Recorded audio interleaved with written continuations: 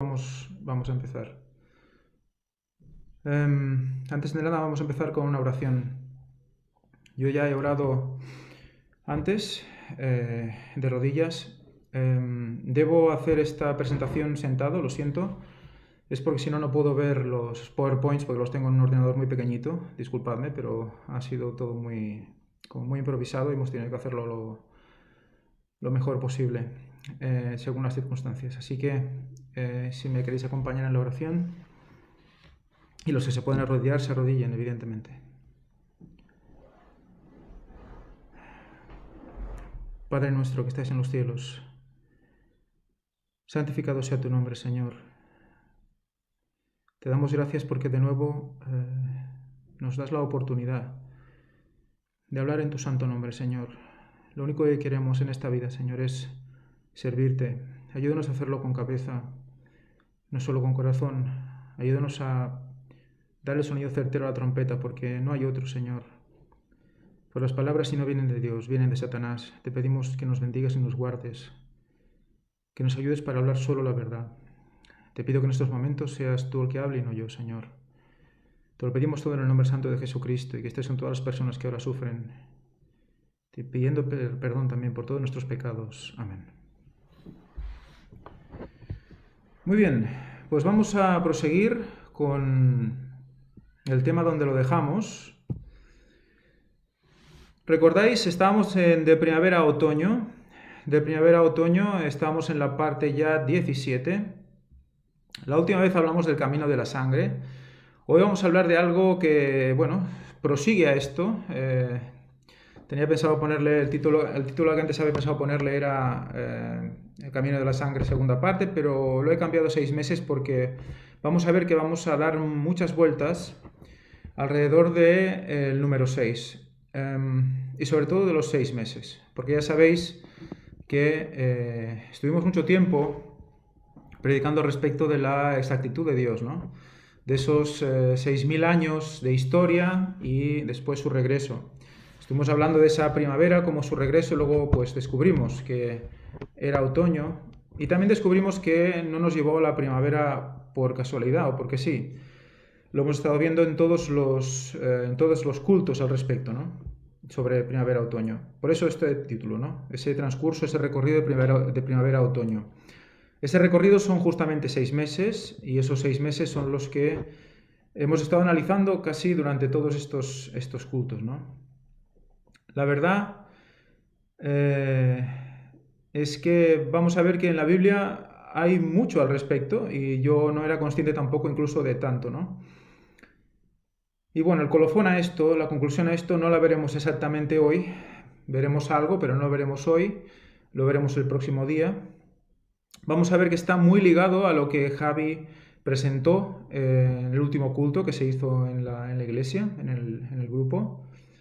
La verdad es que es impresionante, pero de nuevo el Señor nos ha juntado a dos hablando de un tema, uno por un lado, otro por el otro, y los dos hemos llegado a casi el mismo lugar, con matices diferentes, pero veréis que importantísimos, complementarios, y que, vamos, de hecho, estuvimos hablando el otro día, es la primera vez que hablábamos al respecto, quiero decir, al respecto de hacia dónde van nuestros cultos, ¿no? Y bueno, nos dimos cuenta que estábamos llegando a un punto final en el cual, pues, los dos finales están muy unidos, ¿no? Pasó lo mismo con el costado traspasado de Jesús, cuando Víctor estaba predicando 3 días y 3 noches, también cuando estaba predicando la madera del arca.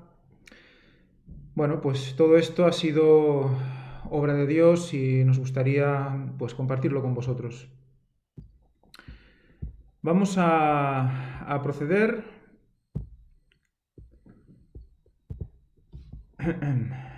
Disculpadme un segundo. Ahora.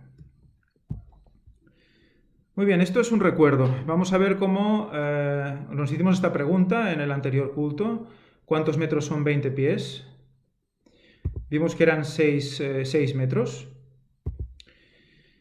Vamos a repasar algunos de los textos bíblicos o de citas también que hablamos entonces. En Palabras de vida del Gran Maestro, página 50, dice: Muchos que se creen cristianos serán hallados faltos al fin. En el cielo habrá muchos de quienes sus prójimos suponían que nunca entrarían allí. El hombre juzga por la apariencia, pero Dios juzga el corazón. La cizaña y el trigo han de crecer juntamente hasta la cosecha. Y la cosecha es el fin del tiempo de gracia. Recordad esta cita. La cizaña y el trigo estarán juntamente hasta la cosecha. Y la cosecha, pues muchas veces la hemos asociado pues, con la venida de Cristo concretamente, ¿no? Pero ya es el fin del tiempo de gracia. Fijaros, el fin del tiempo de gracia.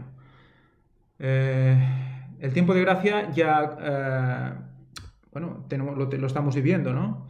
Pero ese fin del tiempo de gracia es algo que no es un día y ya está. Bueno, sí, evidentemente a partir de un día pues ya no habrá vuelta atrás. Pero sí que es verdad que ese fin es elongado en el tiempo, igual que la lluvia tardía se está derramando y de manera progresiva, pues el fin del tiempo de gracia también es progresivo. También recordaremos esta cita de Hechos de los Apóstoles, página 45. Es cierto que en el tiempo del fin, cuando la obra de Dios en la tierra esté por terminar, los fervientes esfuerzos realizados por los consagrados creyentes bajo la dirección del Espíritu Santo irán acompañados por manifestaciones especiales del favor divino. Bajo la figura de la lluvia temprana y tardía que cae en los países orientales al tiempo de la siembra y la cosecha, los profetas hebreos predijeron el derramamiento de la gracia espiritual en una medida extraordinaria sobre la Iglesia de Dios. El derramamiento del Espíritu en los días de los apóstoles fue el comienzo de la lluvia temprana. Fijaros, si el comienzo es esa lluvia temprana, evidentemente la tenemos que también recibir para poder comprender y asumir y recibir también la tardía. Y gloriosos fueron los resultados. Hasta el fin del tiempo, la presencia del Espíritu ha de morar con la Iglesia fiel. Pero acerca del fin de la siega de la tierra, o sea que la siega evidentemente no es un proceso de un día que siega todo y ya está, sino que hay una siega que tiene un principio y un fin. Se promete una concesión especial de la gracia espiritual para preparar a la Iglesia para la venida del Hijo del Hombre. Este derramamiento del Espíritu se compara con la caída de la lluvia tardía. Sabemos que la lluvia temprana caía en otoño, la lluvia tardía en primavera. Y en procura de este poder adicional, los cristianos han de elevar sus peticiones al Señor de la mies, en la sazón tardía, Zacarías 10:1. En respuesta, Jehová hará relámpagos y os dará lluvia abundante. Hará descender sobre vosotros lluvia temprana y tardía, Joel 2:23. Pero a menos que los miembros de la Iglesia de Dios hoy tengan una relación viva con la fuente de todo crecimiento espiritual, no estarán listos para el tiempo de la siega. No estarán listos para el tiempo de la siega. Fijaros cómo ya estuvimos hablando, Javi habló de ese tiempo del inicio del juicio de los vivos. Ese momento también se refiere a esta siega.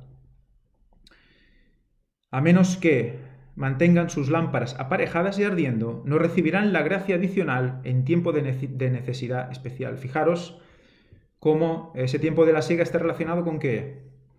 Con las vírgenes. Las vírgenes que tienen su aceite preparado, las sensatas, las que estaban dormidas pero eran sensatas, que al oír la voz del esposo, la voz del amigo del esposo, entonces despiertan.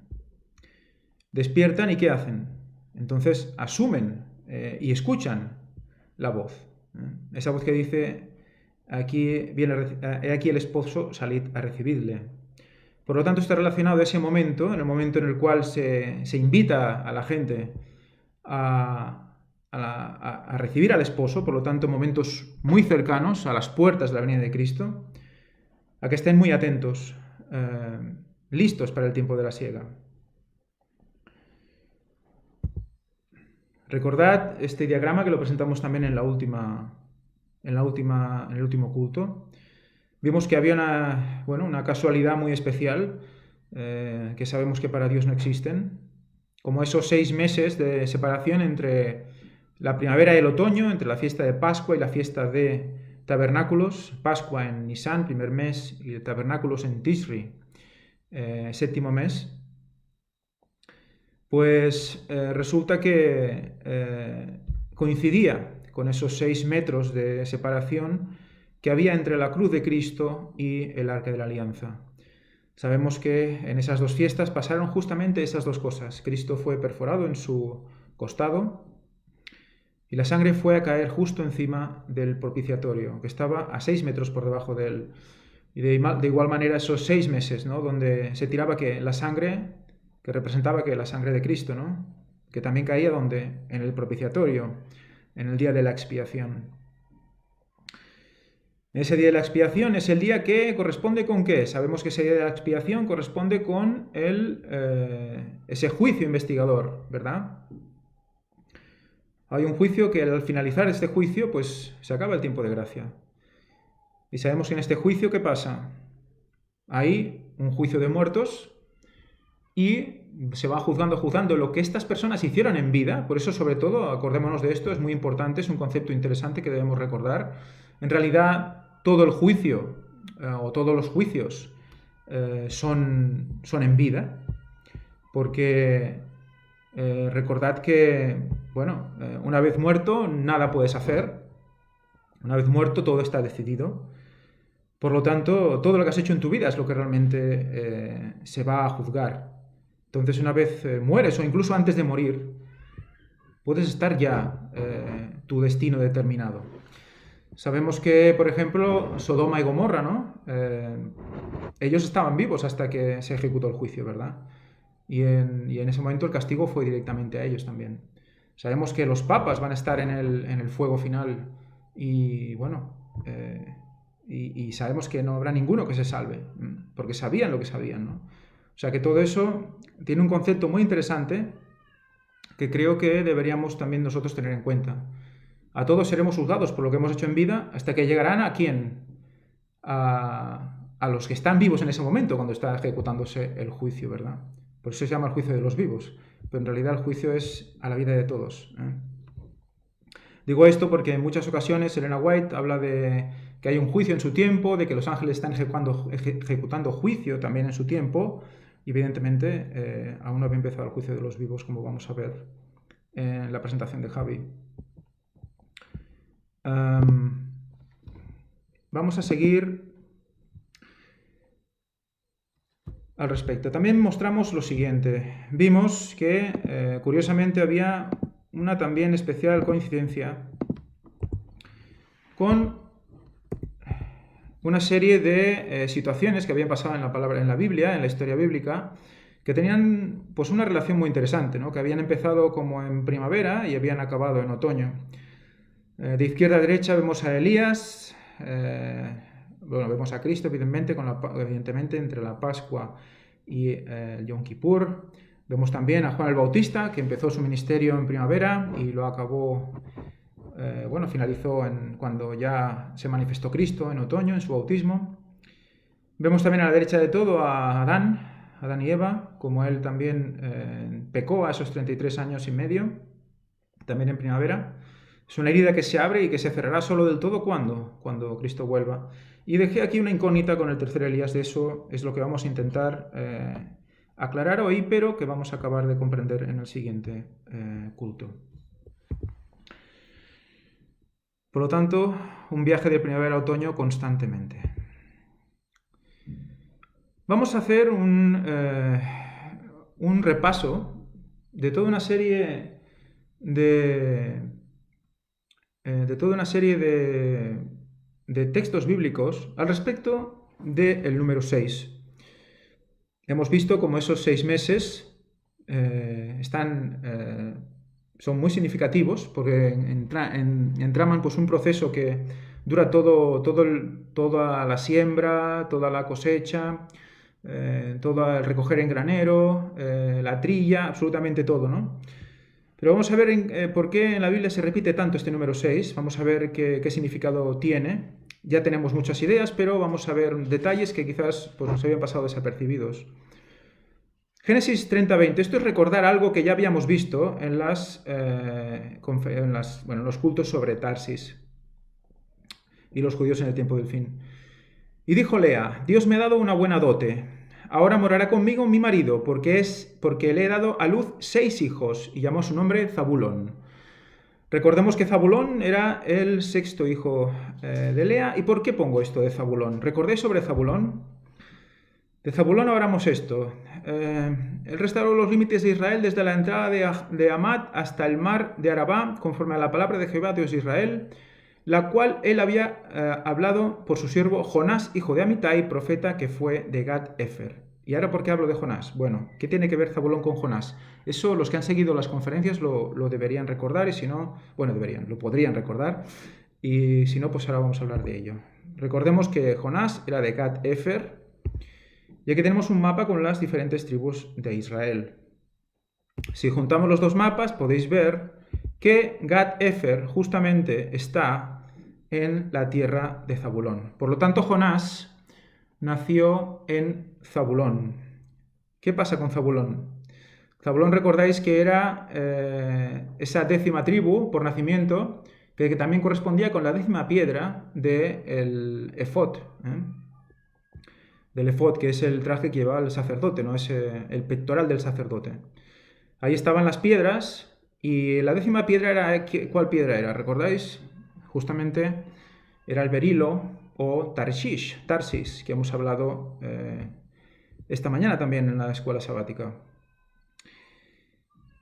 Recordad también este texto bíblico al respecto de Jonás, que está en el Nuevo Testamento. Él respondió y les dijo, palabras de Jesús: esta generación mala y adúltera demanda una señal, pero no les será dada otra señal que la señal del profeta Jonás. Recordad esta reiteración de esas 3 veces, la señal. Vimos en el anterior culto que Jonás significaba paloma y libación, por lo tanto, ¿qué? Pues ese derramamiento de sangre también. ¿Recordáis la historia de Jonás? ¿Jonás qué hizo? Jonás huyó porque no quería obedecer a Jehová, porque tenía miedo de los de Nínive, ¿no? Y al huir, ¿qué hizo? Cogió las naves de Tarsis. Y en esas naves de Tarsis, Jonás, que nació en Zabulón justamente, como hemos hablado, esa curiosidad, resulta que en Tarsis, en esas naves, él se convierte. Él realmente se da cuenta de que está cometiendo un error, ¿no? Y entonces decide saltar del barco, y un pez lo lleva a Nínive, y ahí es donde hace la obra a la que Dios mismo le pidió que fuera, ¿no? Y fue a Nínive, ¿no? Nínive, que recordad que viene de Nisan, que también lo vimos en el último culto, que es primavera. Por lo tanto, tenemos a Jonás, que tiene una misión que no puede eludir, que tiene que hacerla él y nadie más, que está relacionado con Tarsis, que coge la nave de Tarsis, o sea, como si fuera Tarsis, ¿sabéis? Tarsis, la península, ¿no? Y que ahí se convierte. Y vuelve y predica a todo Nínive. Y se convirtió en Nínive, recordad.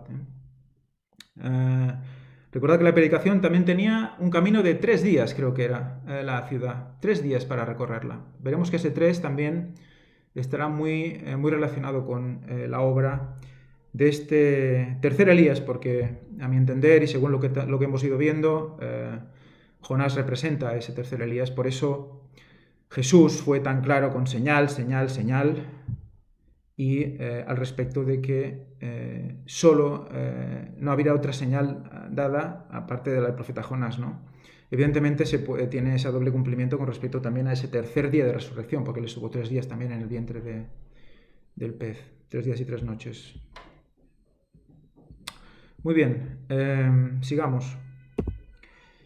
Vamos a ver algo más relacionado con el 6. Vamos a ver que el 6 tiene siempre después, o antes del 6, hay una connotación de obra. Vamos a ver. Dice, porque 6 días hizo Jehová los cielos y la tierra, el mar y todas las cosas que en ellos hay, y reposó en el 7º día. Por tanto, Jehová bendijo el día del sábado y lo santificó. Evidentemente, todos conocemos este versículo del 4.º mandamiento. Hay 6 días, y Jehová hizo en esos 6 días, y en el 7º no hizo algo diferente, descansó. Pero resulta que también tenemos que también hizo un mandato al hombre, ¿no? 6 días lo recogeréis. Aquí está hablando del maná. Y además el 7º día es sábado, y en él no se hallará. O sea, tienen que coger maná, doble ración el viernes, porque el sábado no había. Por lo tanto, hay una connotación de obra del hombre. Y ese último día tenían que hacer como una obra doble, ¿no? Tenían que recoger, tenían que proveer, ¿no? Para proveer y prever para ese séptimo día. 6 días trabajarás y harás toda tu obra. Aquí lo está diciendo, 6 días harás toda tu obra. Si compras siervo hebreo, 6 años servirá, mas al séptimo saldrá libre de balde. Recordemos ese año de descanso, el séptimo, de ese jubileo. 6 años sembrarás tu tierra y recogerás su cosecha. Fijaros que hay una relación del trabajo del hombre constantemente. Así dieron otra vuelta a la ciudad el segundo día y volvieron al campamento y de esta manera hicieron durante 6 días. Estamos hablando de Josué 6 del 14 al 16.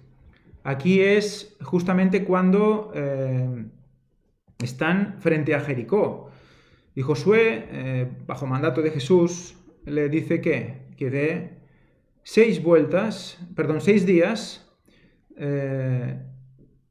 6 días dando una vuelta cada día a la ciudad. Pero el séptimo día dice que se levantaron al despuntar el alba y dieron vuelta a la ciudad de la misma manera 7 veces. Solamente este día dieron vuelta alrededor de ella 7 veces. El resto de los días dieron una vuelta al día durante 6 días. O sea, el trabajo, digamos, ordinario o diario del hombre era ese. Pero en el séptimo día hay un trabajo diferente, un trabajo especial, que se diferencia de los otros 6. Y cuando los sacerdotes tocaron las bocinas la séptima vez, Josué dijo al pueblo: gritad, porque Jehová os ha entregado la ciudad. ¿A qué ciudad creéis que se refiere aquí Josué? Evidentemente a Jericó, ¿no? Pero sabemos que el 6 tiene un fin y es cuando Cristo viene, esos 6.000 años, pero en el año 7.000 habrá que conquistar alguna otra ciudad. Sabemos que habrá una ciudad, la Nueva Jerusalén, la cual estaremos todos dentro y serán resucitados los impíos.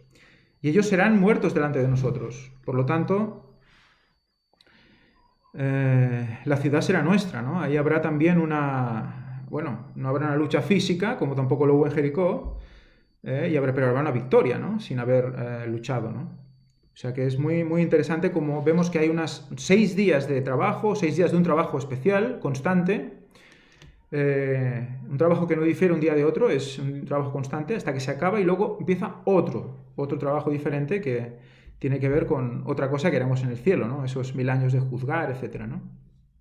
Por lo tanto hay una diferencia clara al respecto. Disculpad. Muy bien. Así dieron, en 6 tribulaciones te librará, y aún en la séptima no te tocará el mal. Fijaros, 6 tribulaciones, 6 problemas, 6 persecuciones, pero te librará, y aún en la séptima no te tocará el mal, porque en la séptima hemos dicho que habrá la Nueva Jerusalén, también nos perseguirán ellos, aunque no nos puedan coger, ¿no? Fijaros qué interesante, ¿no?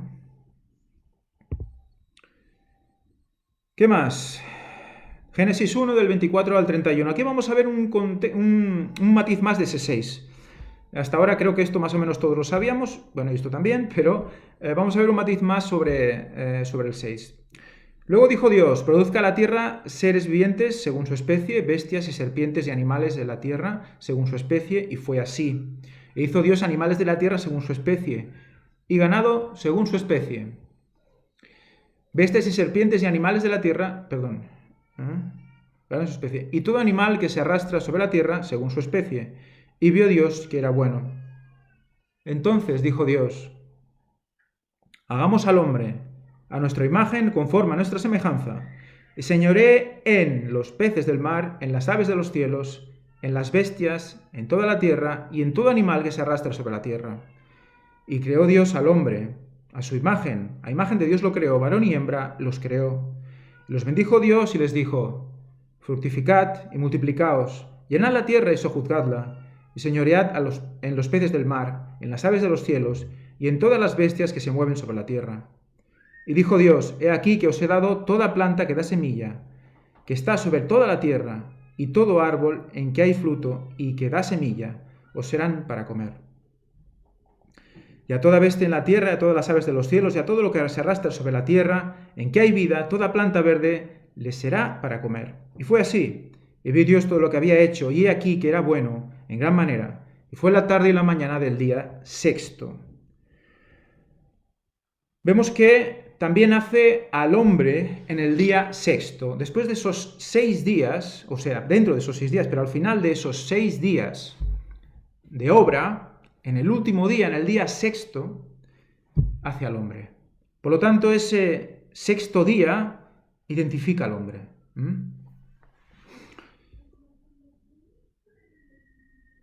Está relacionado con él. Sabemos que la creación fue en un hipotético otoño, porque, bueno, si tiramos para atrás 6.000 años, 4.000 desde la muerte de Cristo hasta el pecado de Adán, y sabemos que Adán estuvo 33 años y medio pecando, esos 6 meses nos llevan después de primavera a otoño también. Y ese otoño es la creación, y es ese mes de Tishrei, que es el 7.º mes, es el que conmemora la creación. Por eso Tishrei significa nuevo comienzo. Vemos, o hemos visto aquí en la narración de estos versículos, cómo también todo lo que crea el Señor lo crea en una situación en la cual lo podemos ya recoger del árbol, podemos recoger sus semillas. Por lo tanto, es como si estuviéramos en una situación otoñal, ¿no? En la cual se pueden recoger los frutos, se puede segar, se puede recoger el grano, que ya se ha segado en verano y todo, ya se puede recoger, se puede guardar. O sea que es como que tenemos un escenario de recogida de fruto, ¿no? Un escenario en el cual pues podemos guardar ese fruto y podemos esperar a Cristo tranquilamente, ¿no? Es como ellos también estaban, ¿no? Adán y Eva estaban en una situación en la que podían comunicarse con Dios, ¿no? Podían tocarle, podían hablar con él, ¿no? Tocarle no lo sé, perdón. Podían tener una relación muy personal con él. Hablaba con ellos diariamente. Fue creado en otoño, en hipotético otoño. Digo hipotético porque evidentemente no hacía el tiempo que hace ahora en otoño. Allí era un tiempo pues constante, ¿no? Con una temperatura totalmente, pues podríamos decir primaveral también, ¿no? O agradable, ¿no? O sea que fijaros cómo tendría un poco las connotaciones de ambas épocas del año, ¿no? Subtropical dicen que era, ¿no? Entonces vemos el día sexto, el sexto día. El sexto día es el fin de la obra de Dios. Pero el hombre fue creado en el sexto día, en el fin de la obra. Por lo tanto, ¿qué relación vemos ya aquí? Adán fue creado en el fin de la obra, en el sexto día. ¿Y el segundo Adán? El segundo Adán, ¿cuándo vuelve? Vuelve a los 6.000 años. Por lo tanto, también vemos cómo hay una relación muy interesante entre el primer Adán y el segundo Adán, ¿no? De hecho, la misma palabra de Dios dice que el segundo Adán es, que el primer Adán es sello y figura del que había de venir, ¿no? Figura del que había de venir. Y figura significa sello. Vemos también que el fin de la obra, o el final de todo, del hombre en la tierra, es 2031. O al menos el final de ese proceso. Vemos también, curiosamente, que los 6.000 años, pues evidentemente suman 6, ¿no? Es una prolongación del 6. Y el 2031 también suma 6, por lo que nos pone otra vez en la situación de Adán, ¿no? Es como volver al principio, es un quiasmo. Sabemos que la Biblia siempre se expresa así, en quiasmos. Se expresa en el que el principio y el final, pues, principio de una manera y acaba de la misma manera, ¿no? Pasando por un centro, por una cruz, ¿no? Esa situación así como de infinito, ¿no? En el centro, que es la cruz de Cristo, ¿no? ¿Qué más? Por lo tanto, ¿cuándo viene el segundo Adán? ¿Cuándo viene el segundo Adán? Hemos visto que había una relación de ese 6 con hombre también. ¿Eh? Viene Cristo, viene hombre. ¿En qué momento inicia su venida el segundo Adán? Como vimos ya en el anterior culto que presentó Javi, pues al inicio del juicio de los vivos. Hoy veremos alguna cita también al respecto de lo que él presentó, pero ya nos empieza a dar una idea de qué momento estamos viviendo.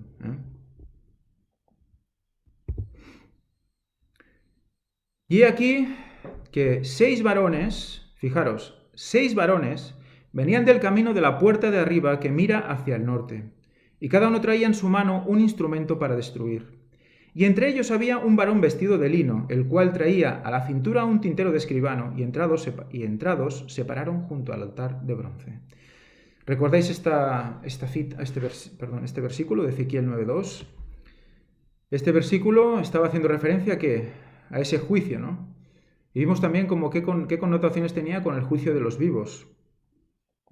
Y fijaros cómo son justamente 6 varones.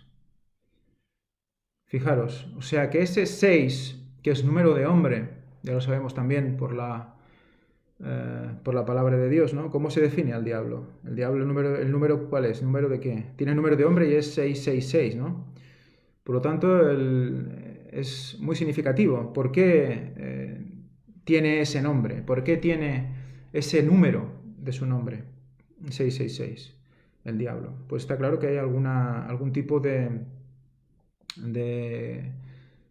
relación, ¿no? Algún tipo de connotación, algún tipo de imitación también ahí, ¿no?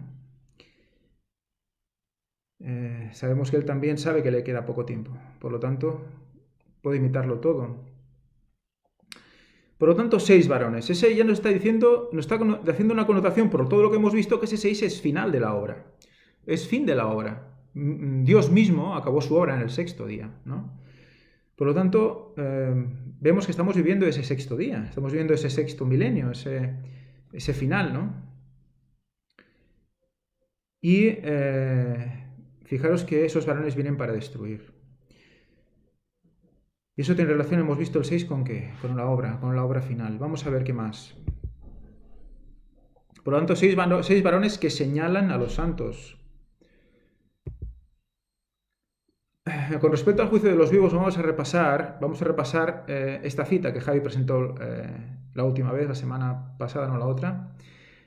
Todos los fornicarios estaban fuera de la ciudad de Dios. Esto es Testimonios para los Ministros, página 473. Los ángeles de Dios ya están actuando en el juicio y el Espíritu de Dios se está retirando gradualmente del mundo. El triunfo de la Iglesia está muy cercano, la recompensa que ha de ser conferida está casi a nuestro alcance. Y sin embargo hay iniquidad entre los que pretenden disponer del resplandor lleno de la luz del cielo.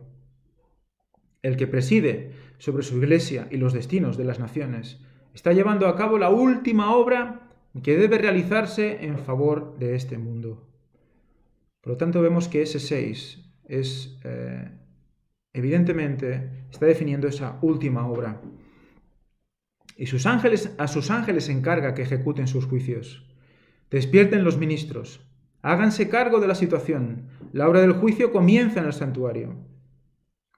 Entonces, aquí evidentemente ya vimos también que hay una llamada especial a quién. A los ministros, ¿verdad? A los ministros que están, pues qué, como dice antes, que con iniquidad, ¿no? Aunque reciben la luz del cielo. Y luego cita, ¿no? Dice, he aquí que 6 varones venían del camino de la puerta de arriba que mira hacia el norte, y cada uno traía en su mano un instrumento para destruir. Y entre ellos había un varón vestido de lino, el cual traía a su cintura un tintero de escribano. Y entrados se pararon junto al altar de bronce. Leed Ezequiel 9, del 2 al 7. El mandato es, matad a viejos, jóvenes, vírgenes, niños y mujeres, hasta que no quede ninguno. Pero a todo aquel sobre el cual hubiese señal, no os acercaréis, y comenzaréis por mi santuario. Comenzaron pues desde los varones ancianos que estaban delante del templo. Dijo Dios, haré recaer el camino de ellos sobre sus propias cabezas. Fijaros, hay una señal para todos aquellos que para todos aquellos que van a pasar ese juicio, van a ser señalados en sus frentes, con esa señal que vimos que era ¿qué? Esa tau, ¿verdad? Una tau que en el lenguaje hebreo, digamos, más antiguo, era una cruz. Por lo tanto, vimos que esa cruz era lo que marcaba a ese pueblo. La cruz, que es evidentemente Cristo. Más sobre eso hablaremos. Hoy no, pero más sobre eso hablaremos, esa relación de esa cruz con 2031. Seguimos. Por lo tanto, 6 varones señalan a los santos y es la última obra. Seguimos con el contexto del juicio de los vivos. Joyas de los Testimonios, tomo 1, página 335. El verdadero pueblo de Dios, que toma a pecho el espíritu de la obra del Señor y la salvación de las almas, verá siempre al pecado en su verdadero carácter pecaminoso. Asedian a los hijos de Dios, especialmente en la obra final, que se hace en favor de la Iglesia, en el tiempo del sellamiento de los 144.000 que han de subsistir sin defecto delante del trono de Dios, sentirá muy profundamente los hierros de los que profesan ser hijos de Dios. Esto lo expone con mucho vigor la ilustración que presenta el profeta acerca de la última obra, bajo la figura de los hombres que tenían sendas armas destructoras en las manos. Obra final, última obra, 6.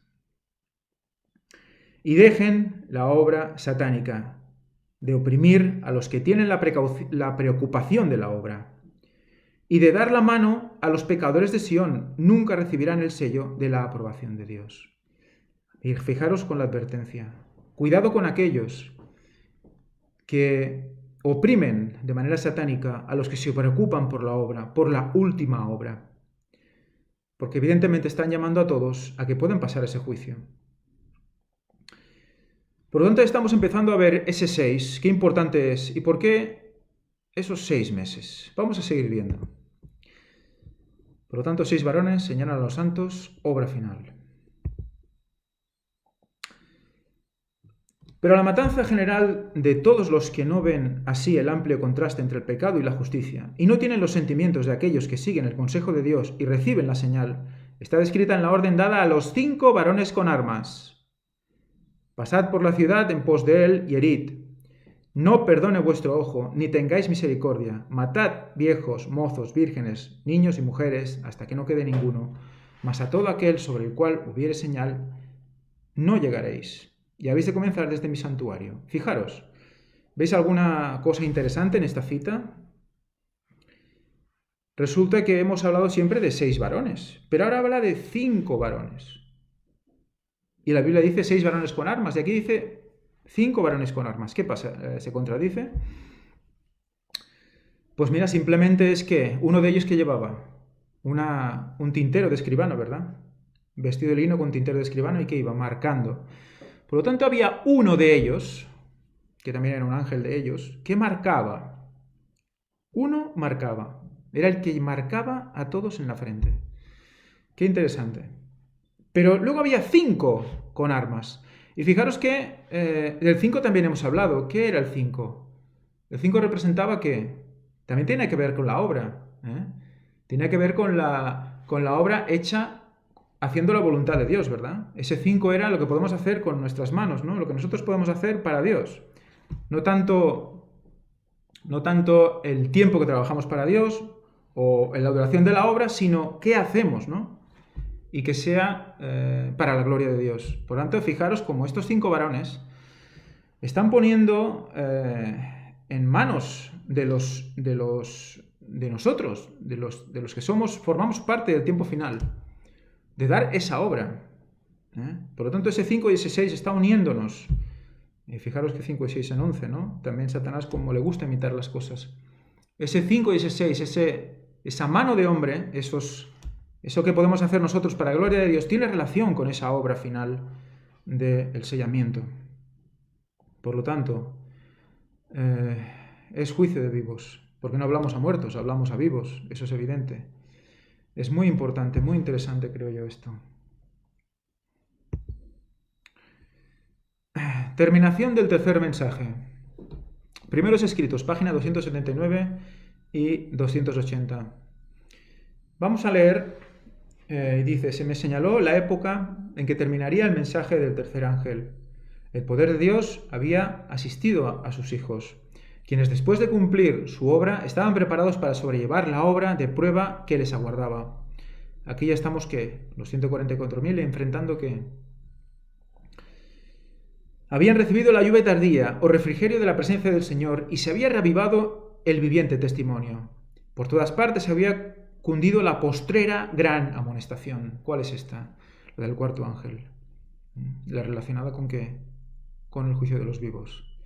Agitando y enfureciendo a los moradores de la tierra que no habían querido recibir el mensaje.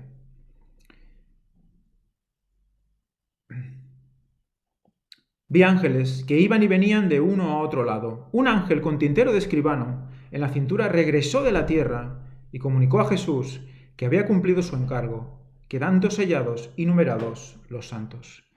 Fijaros, este ángel era un ángel especial, era el ángel que sellaba. Fijaros que ese ángel estaría ejecutando, digamos, la parte divina de la obra también. Y es el que se encarga de comunicarle a Jesús que todo está acabado, que ya se ha hecho todo como él había dicho. Vi entonces que Jesús, quien había estado oficiando ante el arca de los 10 mandamientos, dejó caer el incensario y alzando las manos exclamó en alta voz, consumado es. Y toda la hueste angélica se quitó sus coronas cuando Jesús hizo esta solemne declaración. El que es injusto sea injusto todavía, el que es inmundo sea inmundo todavía, el que es justo practique la justicia todavía, el que es santo santifíquese todavía. Todos los casos habían sido fallados para vida o para muerte. Mientras Jesús oficiaba en el santuario, había proseguido el juicio de los justos muertos y luego el de los justos vivientes. Cristo, habiendo hecho expiación por su pueblo y habiendo borrado sus pecados, había recibido su reino. Estaba completo el número de los súbditos del reino y consumado el matrimonio del Cordero. Fijaros, ¿qué dice aquí? Consumado el matrimonio del Cordero. Estamos ayudando a Dios ¿en qué? Estamos haciendo la obra ¿en qué? En tener a esa novia pura, esos 144.000 preparados para que pueda unirse con Dios. Y a la vez es un matrimonio de todos los salvos con Él también. Por lo tanto, fijaros qué importante el conocer el contexto del matrimonio. El reino y el poderío fueron dados a Jesús y a sus herederos de la salvación. Y Jesús iba a reinar como Rey de Reyes y Señor de Señores. Primeros escritos, muy interesante. Es una visión ya de cuando el trabajo está acabado, cuando ya se acaba el tiempo de gracia, cuando la sangre de Cristo ya no puede hacer nada más. Fijaros por qué la sangre cae del costado de Cristo y va a parar al arca. La sangre de Pascua llega a Yom Kippur, el día de la expiación, el juicio investigador. De ahí no pasa, o sea, esa sangre ya no va a ayudar a nadie más después de todo eso. Por lo tanto, es normal que acabe ahí. Es muy interesante.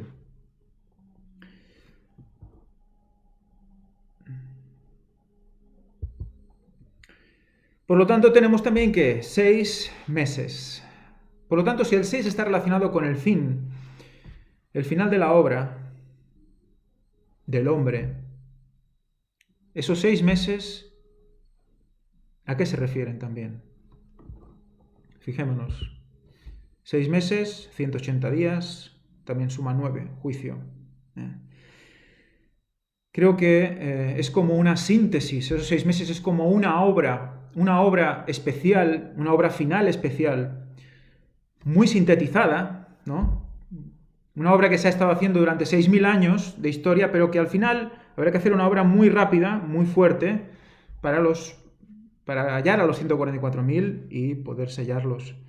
Y esos 6 meses están reflejando también esos momentos. Por lo tanto, por eso se junta la siembra, la siega, la cosecha, ¿no? Se junta todo porque es un trabajo constante que no vamos a poder dejar de hacer Sobre todo cuando tengamos la lluvia tardía, el gran aguacero final, ¿no? Sobre nosotros, si así Dios lo quiere. Vamos a saber un poquito más sobre el número 6 desde el punto de vista de la hermenéutica. En este libro, Cómo entender los números de la Biblia, por Bullinger, que ya lo hemos citado alguna vez, ya se hizo algunas conferencias al respecto, Víctor habló de él y del libro este. Vamos a ver qué dice del 6. Del 6 dice lo siguiente. Vamos a leer sobre todo las partes subrayadas. En todo caso, por tanto, tiene que ver con el hombre. Es el número de la imperfección, el número humano. La raíz hebrea shaish se supone que se deriva de la raíz shashdash, pero no se sabe nada acerca de su origen o significación. En todo caso, lo cierto es que el hombre fue creado en el sexto día y que por ello tiene el número 6 estampado en él. O sea, somos un 6.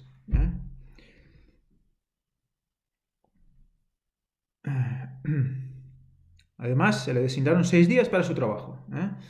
Justamente 6, ni 4, ni 5, ni 8, 6, ¿no?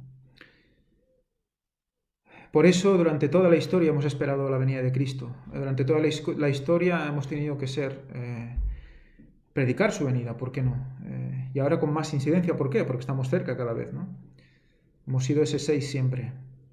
¿Por qué guardamos cada sábado, ¿no? ¿Por qué ese viernes de preparación donde casi hacemos el doble de obra que el resto de días, ¿no? Para el sábado, ¿qué? Hacer otro tipo de obra. Y descansar de lo anterior, ¿no? 6. Por ello es también el número del trabajo, de la obra de Dios como aparte de y distinta del reposo de Dios. Cierto, señala la finalización de la creación como obra de Dios. Y por ello el número tiene significación de plenitud secular. Fijaros qué interesante. Es una plenitud secular, o sea, la que podemos obtener nosotros, digamos, ¿no? Como hombres, ¿no? Pero que evidentemente si la juntamos con la voluntad de Dios, pues será para su honra y gloria. 6, dice más abajo, es el número que marca todo aquello que se relaciona con el trabajo humano. O sea, todo lo que nosotros podemos hacer. Fijaros. Y fijaros lo que dice aquí. Lo vemos estampado sobre las mediciones que emplea en su trabajo y sobre el tiempo durante el que se trabaja. O sea, que el 6 tiene que ver, sí, lo que hacemos para Dios, pero sobre todo en un contexto, en un tiempo concreto, sobre todo el fin del tiempo. Por lo tanto, el 6 está relacionado con el tiempo, por eso 6.000 años también. O sea que, fijaros, cada vez que veamos un 6 en la palabra de Dios, tenemos que ver que hay un mensaje también para nosotros, ¿no? Y bueno, fijaros esta raíz que hemos dicho, raíz hebrea shish, ¿no? O shaish. Bueno, pues resulta que Tarsis, que es muy interesante, tiene ese sonido al final, esa Tarshish. No es exactamente shish, es shaish la otra, pero vamos a ver que reúne las dos letras shin. Ya estuvimos hablando también estuvimos deduciendo que esa palabra Tarshish, buscada por separado, también tenía esa connotación tar como de puerta y de shish como de 6, ¿no? Por lo tanto, también muy significativo, ¿no? Pues volvemos a los 6 meses, pero ahora, recordando este gráfico de las comparativas, vamos a proseguir, porque con los 6 meses hay varias citas en la palabra de Dios que vamos a analizar. Dice, y Jesús mismo al comenzar tenía unos 30 años, siendo hijo, según se suponía, de José, el hijo de Elí. Lucas 3:23. Y hará que se concierte un pacto con muchos, por una semana. A la mitad de la semana hará cesar el sacrificio y la ofrenda, y en el ala del templo estará la abominación horrible, hasta que la ruina decretada se derrame sobre el desolador. Recordamos esto, también lo hemos hablado esta mañana, a la mitad de la semana. Vemos el gráfico de abajo. Vimos como, hemos visto como a los 30 años comenzó su obra.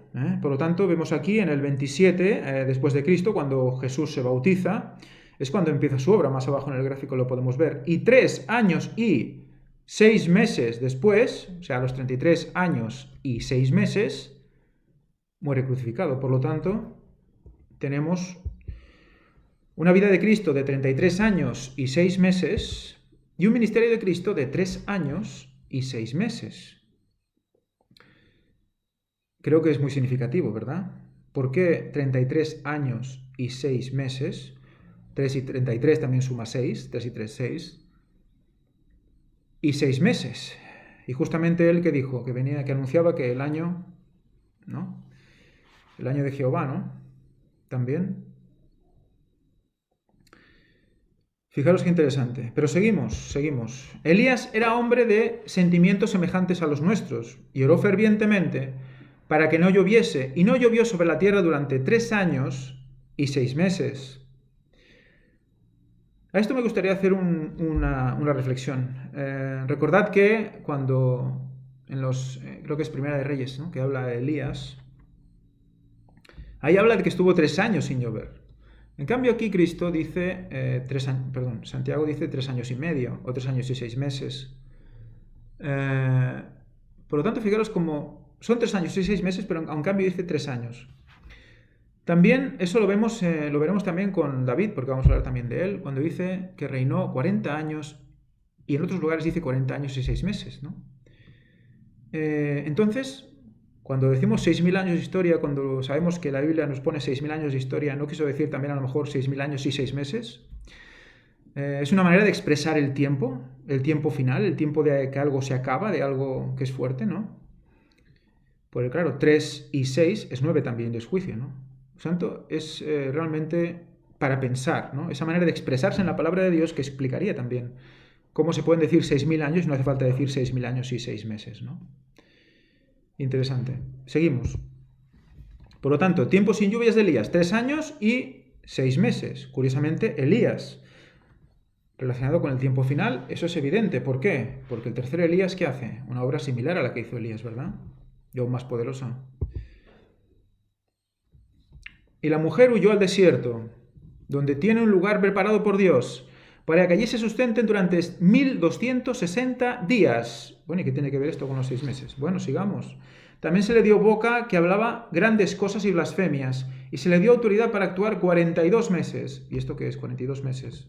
¿Qué tiene que ver con los 6 meses? Y oí al varón vestido de lino que estaba sobre las aguas del río, el cual alzó su diestra y su siniestra al cielo, y juró por el que vive por los siglos de los siglos, que será por tiempos y la mitad de un tiempo, y cuando se acabe la dispersión del poder del pueblo santo, todas estas cosas serán cumplidas. Y más abajo dice, Apocalipsis 11:3, y concederé a mis 2 testigos que profeticen por 1260 días, vestidos de cilicio. Muy bien, ¿qué relación tienen todas estas citas? ¿A qué nos suenan? Evidentemente la profecía de los 1260 días. ¿Qué profecía es esta? La de los 1260 años, que es la supremacía papal, ¿verdad? Y aquí dice que, por ejemplo, en Daniel 12:7, tiempos y la mitad de un tiempo. Tiempo es 1, tiempos es 2, y la mitad de un tiempo es, pues medio, ¿no? Por lo tanto, 1 más 2, 3, más la mitad de un tiempo, 3 y medio. ¿Qué tiene que ver 1260 días con 42 meses y con 3 tiempos y medio? Pues ya lo vimos, eso está en los estudios bíblicos, tiene que ver con los 1260 años de persecución papal. Pero los 1260 días literales, ¿qué serían? Pues exactamente días proféticos, 3 años y medio, lo podéis comprobar. 3 años y medio. Por lo tanto, tenemos aquí un doble cumplimiento de estas profecías. Uno ya se cumplió, que fue, pues ¿cuándo? Cuando la persecución papal, en la Inquisición y demás, esa supremacía papal que duró esos 1260 años. Pero, ¿qué más? También tenemos un reflejo de la gran tribulación que aún tenemos que sufrir. 3 años y 6 meses literales. Una tribulación como nunca hubo. Por lo tanto, está claro que tenemos algo grave que afrontar. Y tiene que ver también con 3 años y 6 meses. 3 y 6. Otra vez. Por lo tanto, no es ninguna tontería. Yo creo que ya es demasiada coincidencia, ya son muchas casualidades, ¿Por qué esos 6 meses están muy, muy centrados en el fin de la historia? Y vemos que Elías está involucrado en esto también. He aquí que tu parienta Elizabeth también, ella ha concebido un hijo en su vejez y ya está de 6 meses, la que era llamada estéril. ¿Quién está hablando aquí? Aquí están hablando de Elizabeth. Elizabeth, que es la madre de quién? La madre de Juan el Bautista. ¿Y por qué pongo esta cita aquí? Sabemos que Juan el Bautista entonces era ¿qué? Está hablando con María aquí. Cuando Juan el Bautista Elizabeth estaba de 6 meses embarazada de Juan el Bautista cuando María aún no había concebido, por lo tanto, justo había acabado de concebir. Eran 6 meses de diferencia entre uno y otro, por lo tanto, cuando los dos tenían 30 años se manifestaron. Sabemos que Juan el Bautista se manifestó a los 30 y que Jesús también a los 30, por lo tanto había una diferencia de 6 meses entre ellos. Así que Juan el Bautista empezó su ministerio en primavera, en Pascua, del año 27 después de Cristo, y 6 meses después, en tabernáculos, o aproximadamente en tabernáculos, fue cuando Cristo fue crucificado. Cristo fue bautizado, por lo tanto, cuando empezó su ministerio. 6 meses después. Así que tenemos esa relación de primavera-otoño otra vez aquí expuesta. Ministerio de Juan el Bautista, 6 meses. Seguimos.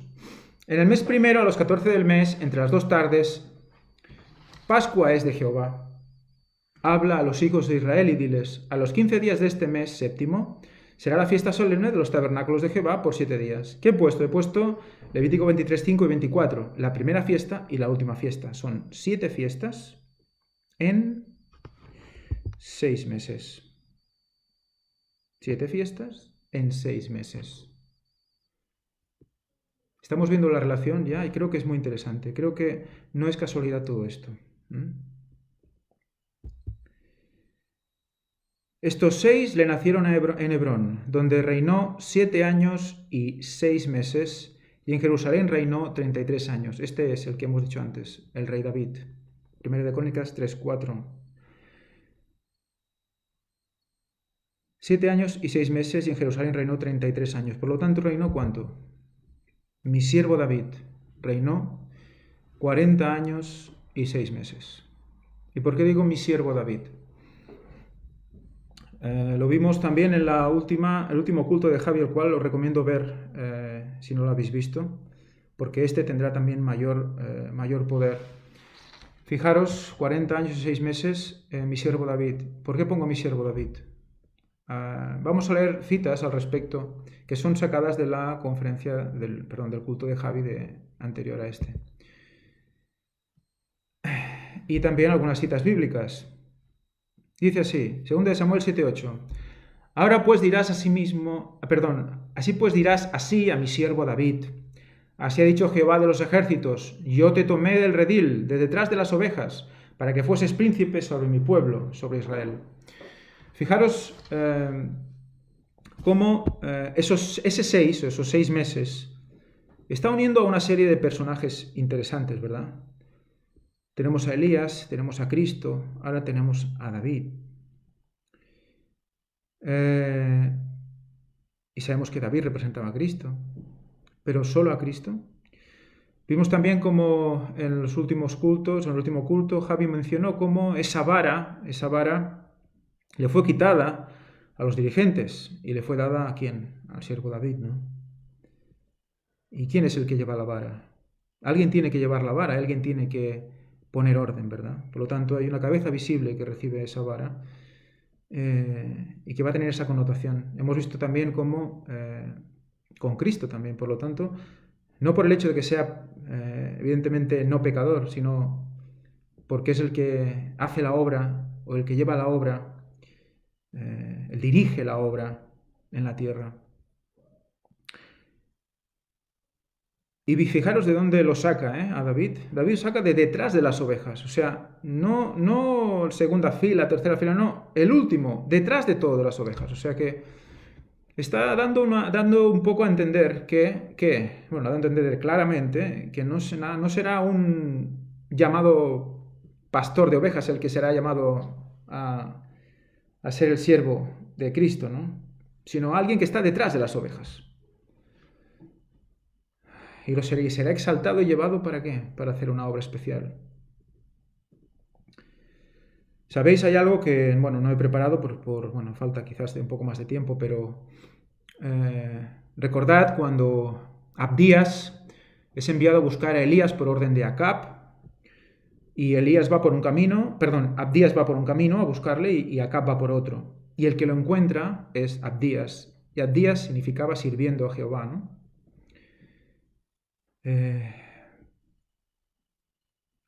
Vimos que cuando encontró a Elías se postró ante él y le dijo, mi señor, ¿no? Y Elías dijo, yo soy, ¿no? Pues ese postrarse, si busquéis la palabra dedicada a postrarse en ese momento, vais a ver que está relacionada con también unos personajes parecidos. Está el rey David, se postran ante el rey David, se postran ante José también, se postran ante Gabriel, ante Jehová, evidentemente, ante Elías, como hemos visto. O sea que hay toda una serie de acciones, toda una serie de notas en la Biblia que unen a ciertos personajes para que podamos asociar la obra de cada uno de ellos entre sí. Y juntos todos nos dan una idea de lo que ha de ser ese tercer Elías, ¿no? Sigamos pues. O sea que aquí vemos que no es un dirigente, es uno que está detrás de las ovejas. Por lo tanto, también vemos como Elena White dijo que no serían eruditos ni teólogos, ¿no?, los que recibieran esa verdad especial, ¿verdad? Pues hay que tener eso en cuenta para poder decidir y discernir quién es el tercer Elías para no desviarnos, ¿no? Tanto quién es como la obra que está haciendo y como el mensaje que se está haciendo. ¿Y quién está dando ese mensaje, no? ¿Qué más dice? Salmos 89:20. Hallé a David mi siervo, lo ungí con mi óleo santo. Hablaremos, si Dios quiere, del ungir. Lo voy subrayando cada vez que sale porque es muy interesante y hablaremos de él. Tiene que ver con una piedra. Hablamos de Jacob. Ya hablaremos de esto, si Dios quiere. Por tanto, yo salvaré a mis ovejas, Ezequiel 34, de 22 al 24, y nunca más servirán para el pillaje, y juzgaré entre oveja y oveja, y suscitaré, para ponerlo al frente de ellas, a un solo pastor. A él las apacentará, y él las apacentará, a mi siervo David, él las apacentará, y él les será por pastor. Y yo Jehová les seré por Dios, y mi siervo David será príncipe en medio de ellos. Yo Jehová he hablado. Fijaros que evidentemente tiene la connotación de Cristo, eso nadie lo puede negar, no vamos a negarlo tampoco, pero sí que es verdad que hay una connotación también de una acción en la tierra. A espada morirán todos los pecadores de mi pueblo. Amós 9 del 11 al 15. Que dicen, no nos alcanzará ni nos agarrará el mal. En aquel día yo levantaré el tabernáculo caído de David, y cerraré sus portillos, y levantaré sus ruinas, y lo reedificaré como en el tiempo pasado. Javi lo explicó perfecto la semana, bueno, el último culto, mostró cómo ese levantaré tabernáculo de David, caído de David, está relacionado íntimamente con el juicio de los vivos. Vemos cómo se levanta un tabernáculo caído, por lo tanto se reparan los portillos, eso es cerrar la herida, y se requiere un mensaje para cerrar esa herida, restaurar también el mensaje, que sea correcto, que sea cierto, que sea veraz, lo vimos también con el ejemplo de Nehemías cuando reconstruía el muro de Jerusalén. Pero fijaros, muy interesante, porque levantaré el tabernáculo caído de David. Evidentemente tenemos aquí a Cristo resucitando, ¿verdad? Porque tabernáculo es el cuerpo, o es cuerpo también, ¿no? El cuerpo de Cristo es tabernáculo. Pero ¿Qué es también templo de Dios o templo del Espíritu Santo? El templo del Espíritu Santo también es nuestro cuerpo humano. Por lo tanto, no es una locura, ya lo hemos visto en todos estos cultos, que también se refiere a ¿qué? Que levantará un tabernáculo caído de David. Levantará un cuerpo, un hombre, para hacer una obra, ¿no? Y por qué no hombres también. ¿Quién estaba en el tabernáculo? Pues los que ministraban, ¿no?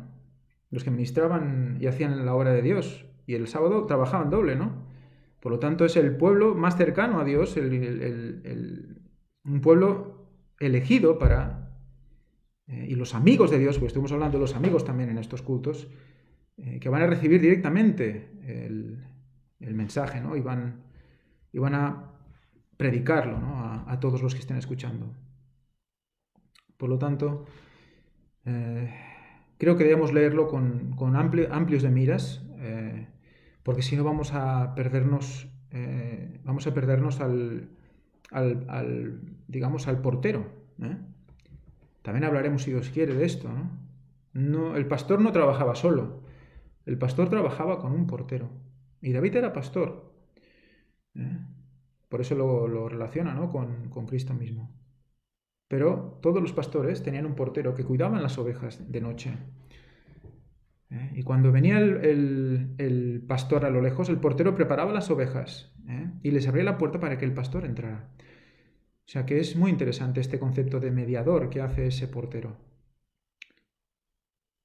Seguimos. Para que reconquisten el resto de Edom y todas las naciones sobre las cuales es invocado mi nombre, dice Jehová, que hace esto. Por lo tanto, hay una obra que hacer después de ese tabernáculo levantado de David. O sea que, fijaros, he aquí que vienen días, dice Jehová, en que el que hará alcanzará al segador, y el pisador de las uvas al que lleve simiente, y los montes destilarán mosto, y todos los collados se derretirán. Fijaros qué interesante, ¿eh? ¿Está hablando de qué? Está hablando de como una obra, ¿verdad? Una obra que se solapa. Ya lo estuvimos viendo también en la última de Javi, como él mostraba, ¿no? Esa obra final que tiene una connotación en todos los ámbitos, ¿no? Esos 6 meses que es sembrar, es orar, orar también, claro, pero es sembrar, es regar, es todo, ¿no? Es recoger, es segar, es trillar, es todo. Fijaros aquí otra vez lo dice, ¿no?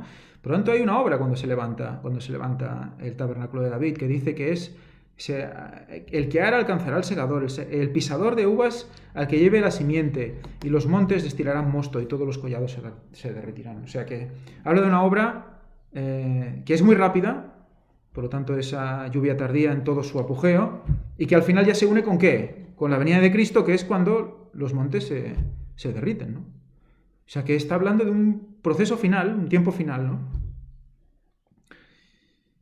Muy, muy, muy interesante. Y traeré del cautiverio a mi pueblo Israel, y edificarán ellos las ciudades asoladas, y las habitarán, plantarán viñas, y beberán el vino de ellas, y harán huertos, y comerán del fruto de ellos. Pues los plantaré sobre su tierra, y nunca más serán arrancados de su tierra, que yo les di, dice Jehová, tu Dios.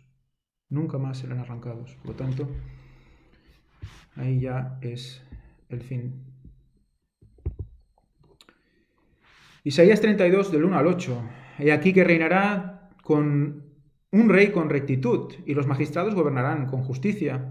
Y será aquel varón como un escondedero contra el viento, y como un refugio contra el turbión, y como arroyos de aguas en tierra de sequedad, como sombra de gran peñasco en tierra calurosa. ¿Qué varón? Ese varón que pondrá, ¿verdad? Y el varón será como ¿qué? Como un escondedero contra el viento, como un refugio contra el turbión. Está claro que habla de Cristo también, pero como hemos dicho, todo lo que se relaciona con Cristo también vamos a tener que verlo como algo relacionado con obra de hombre.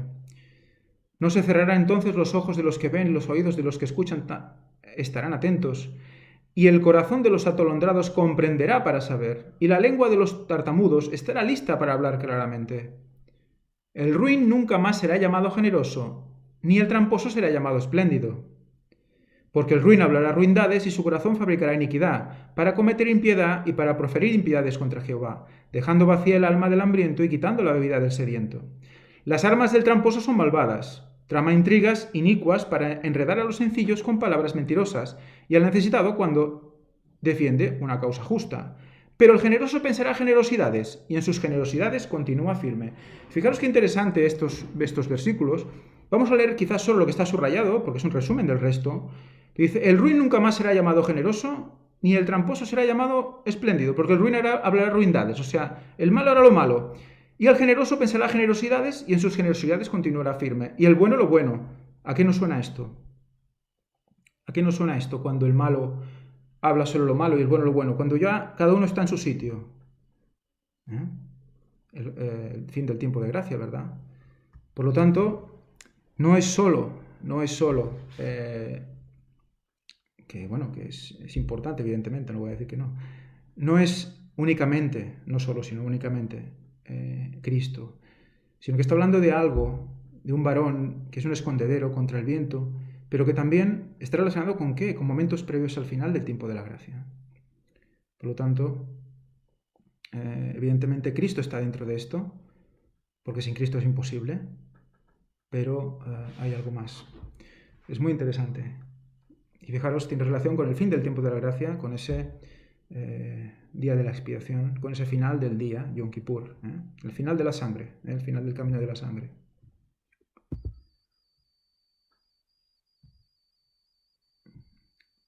Segundo de Samuel 23, del 1 al 7. Fijaros también, muy interesante aquí, porque vamos a ver, creo que os va a sonar algunos textos como paralelos a algunos que veremos luego.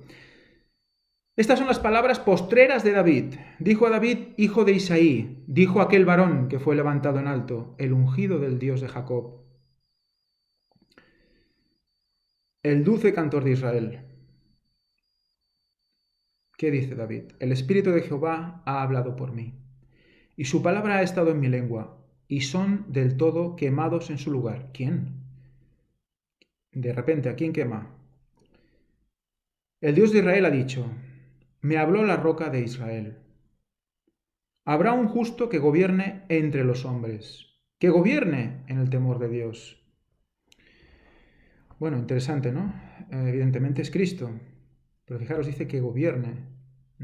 Es un concepto extraño, ¿no? Para Cristo también, pero bueno, es más terrenal quizás, ¿no? Será como la luz de la mañana, como el resplandor del sol en una mañana sin nubes, como la lluvia que hace brotar, que aquí quiere decir brillar o resplandecer, la hierba de la tierra.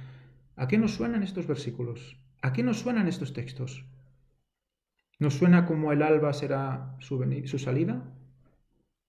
¿Nos suena a que su venida será como la lluvia de primavera o como la lluvia tardía y temprana que riega la tierra? ¿A qué nos suena? Oseas 6, ¿verdad? Oseas 6 del 1 al 3. Estos son, a mi entender, textos completamente paralelos. Luego vamos a repasarlos. Fijaros, alguien que gobierne, que será como la luz de la mañana, como el resplandor de una mañana sin nubes. Por eso dice que hace brotar, brillar la hierba de la tierra. ¿Qué es lo que hace brillar la hierba de la tierra? Cuando la hierba ya está crecida, ¿qué es lo que la hace brillar? La lluvia, el agua, ¿verdad? Por eso esa lluvia de primavera es lo que hacen connotación aquí. Por lo tanto, si es primavera, ¿con quién relaciona? Recordad, ¿no? Como ese Elías, Elías dejó sin llover 3 años y medio, O sea que cuando la lluvia llegó era ese otoño. Y cuando empezó la sequía, pues en su sequía natural, en la época seca, en primavera, ¿no? La última lluvia fue la lluvia tardía del año anterior. Por lo tanto, hay un recorrido de primavera también a otoño aquí. Y primavera refiere a quién? Juan el Bautista también, ¿no? Entonces, estamos en ese tercer Elías constantemente. Aunque no es así mi casa para con Dios, sin embargo, Él ha hecho pacto perpetuo conmigo, ordenado en todas las cosas, y será guardado, aunque todavía no haga Él florecer toda mi salvación y mi deseo. Fijaros también florecer, un hecho primaveral. Dice, todavía no va a hacer florecer toda mi salvación y mi deseo. ¿Qué quiere decir? que aún no se va a ejecutar eso, ¿no?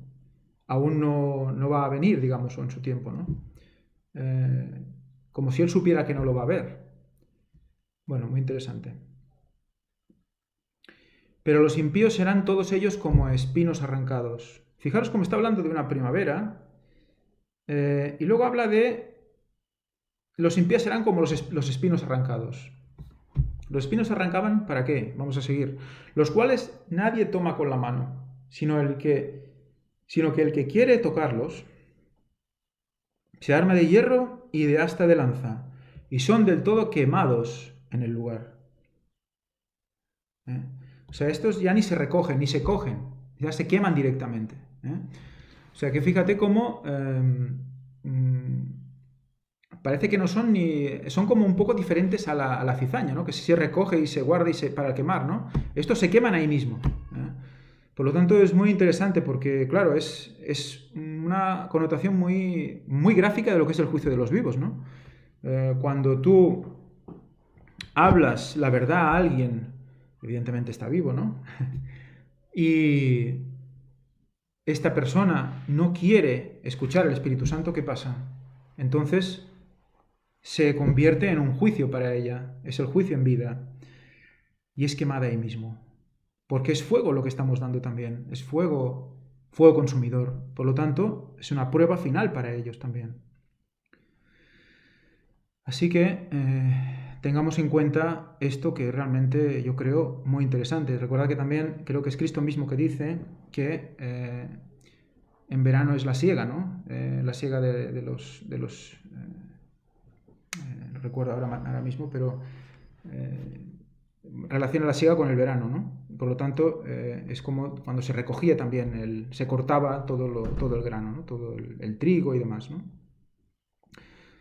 Por lo tanto, fijaros cómo está relacionando todo lo que está pasando dentro de esos 6 meses de cosecha y demás, lo está relacionando con este juicio de los vivos, con esta primavera y con el rey David. Y con el rey David.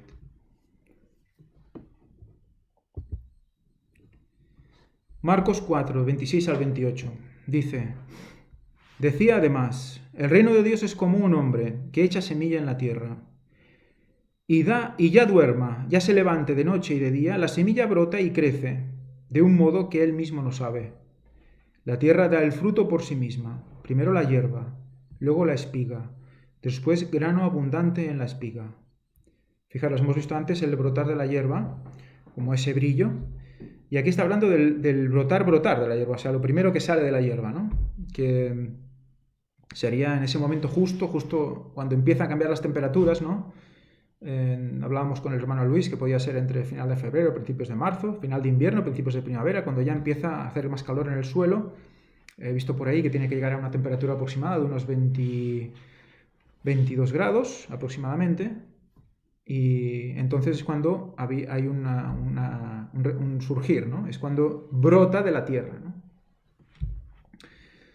Luego la espiga, después grano abundante en la espiga. Vemos que ese brotar, ¿qué representa? Dice Elena White, Conducción del Niño, la niñez corresponde a la hierba de la parábola y la hierba tiene una belleza peculiar. Por lo tanto, es como un proceso que implica todo, implica niñez espiritual y madurez espiritual, pero conseguirla en muy poco tiempo. Curiosamente recuerdo, ahora me viene a la memoria, de algunos casos que han estado siguiendo las conferencias y les preguntamos, ¿cuánto habéis tardado en verlas? Pues hemos visto todo. Y dices, wow, ¿cuánto tiempo? ¿No? Y pues años deben estar mirándolas, ¿no?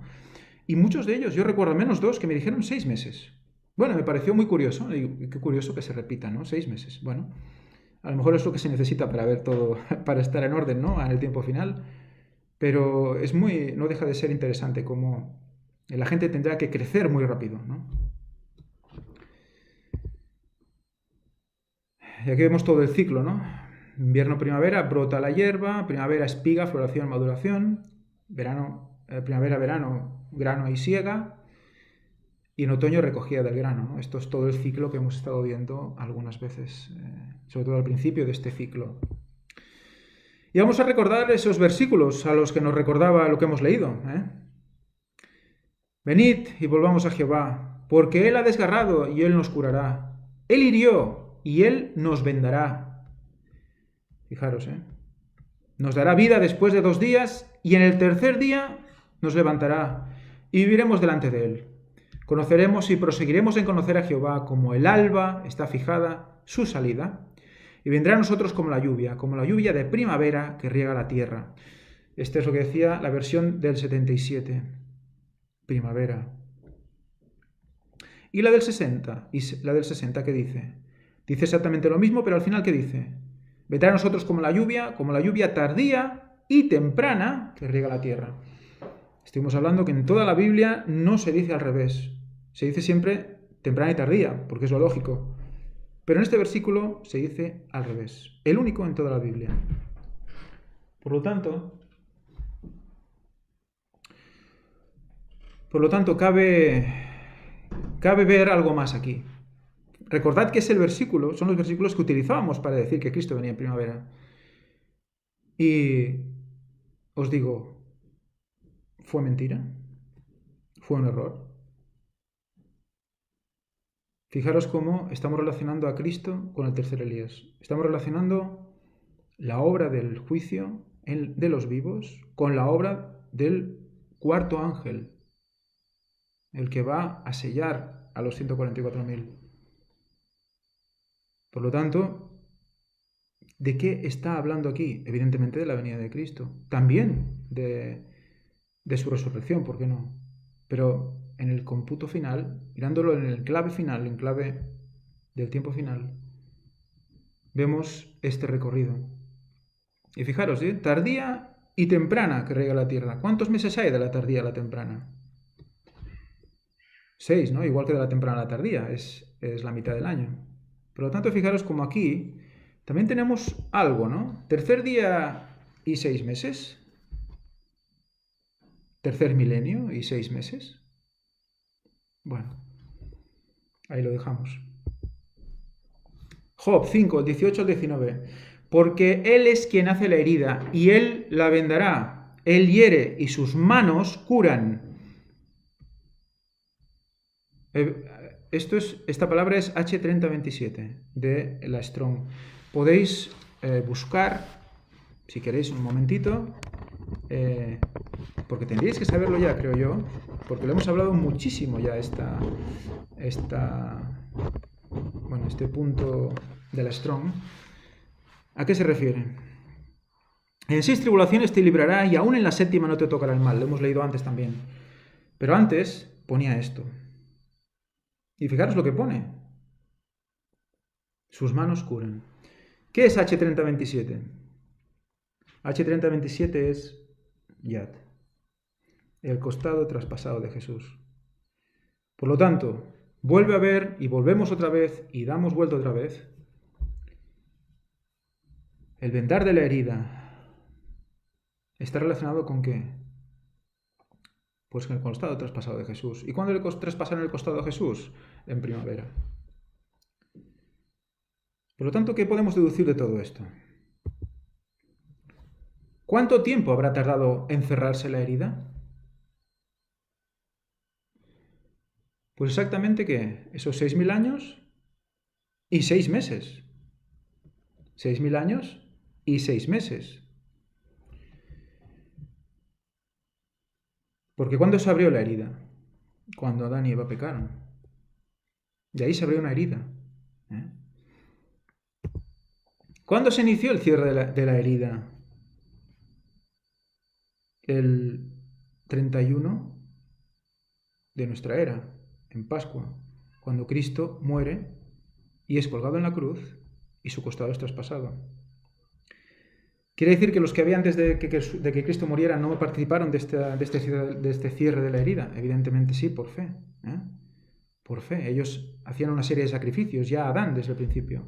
Unos sacrificios en que a la espera del Mesías que había de venir.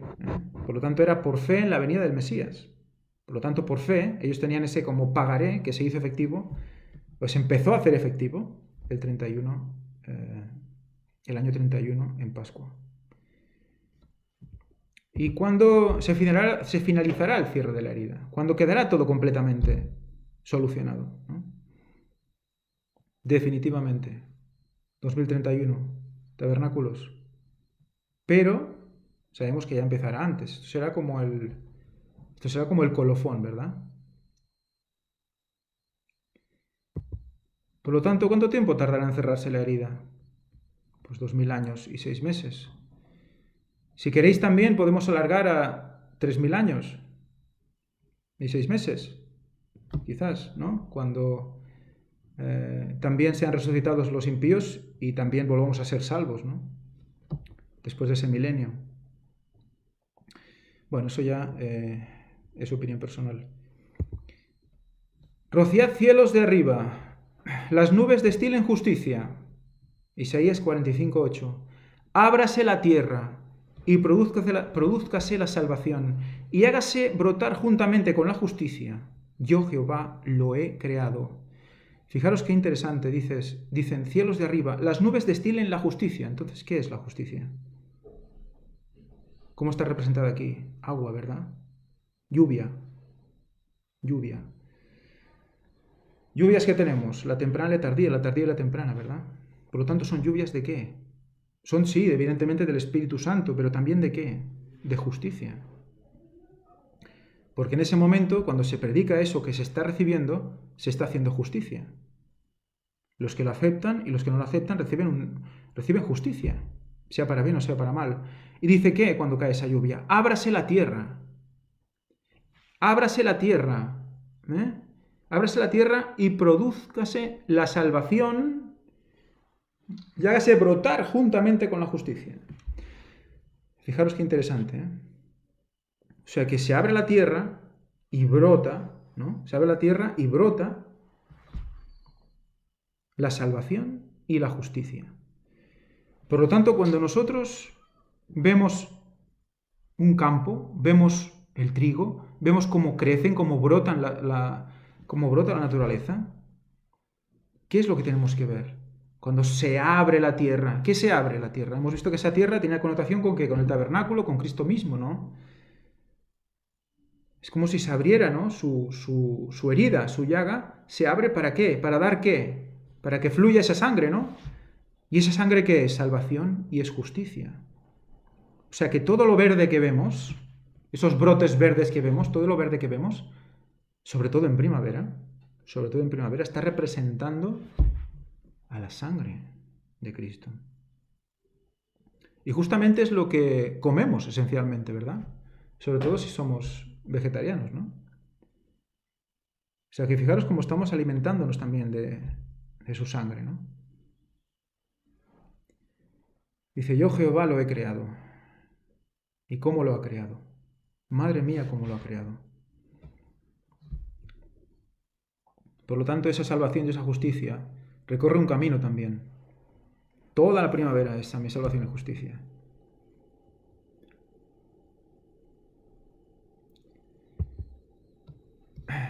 Por lo tanto, y ya finalizando, ¿cuánto dura la venida del segundo Adán? La segunda venida de Cristo. ¿Cuándo empezó el tercer Elías su obra? Recordad que vimos aquel esquema con ese interrogante en el Elías, ¿verdad? Pues vamos a ver cuándo comenzó Elías su obra. Y vamos a ver si todo esto, como es explicado, tiene algo que ver o no con esos 6 meses.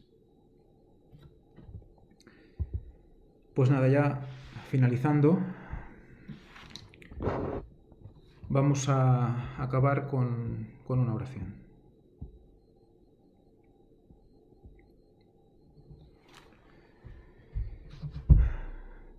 Padre nuestro que estás en los cielos, santificado sea tu nombre. Te damos gracias, oh Dios, por todo lo que nos das, por toda la luz a la que nos das acceso. Ayúdanos a valorarla, a tenerla siempre en nuestra mente, en nuestras manos, en nuestro corazón. Ayúdanos a actuar según tu santa voluntad y que nada nos pare, Señor. Queda muy poco tiempo. Estamos viviendo en esos 6 meses del mundo. Ayúdanos a hacer el trabajo lo antes posible, para que podamos estar en tu regazo muy pronto. Te pedimos, Señor, todo esto en el nombre santo y precioso de Jesús. Y te pedimos perdón por nuestros pecados. Amén.